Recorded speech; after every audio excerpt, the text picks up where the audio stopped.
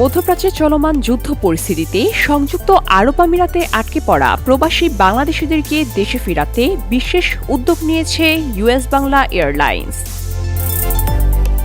বুধবার এক সংবাদ বিজ্ঞপ্তিতে এয়ারলাইন্সটি জানায়, মানবিক দিক বিবেচনা করে ঢাকা রুটে দুটি বিশেষ ফ্লাইট পরিচালনা করা হবে।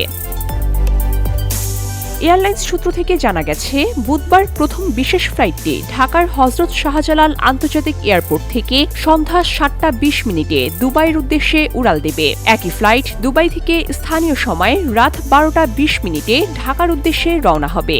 অপরদিকে বৃহস্পতিবার দ্বিতীয় বিশেষ ফ্লাইটটি বিকেল 5:15 দুবাইয়ের উদ্দেশ্যে যাত্রা করবে। পরে দুবাই থেকে স্থানীয় সময় রাত 10টায় ঢাকার উদ্দেশ্যে উড্ডয়ন করবে। 436 আসন বিশিষ্ট উড়োজাহাজের মাধ্যমে ফ্লাইট দুইটি পরিচালিত হবে।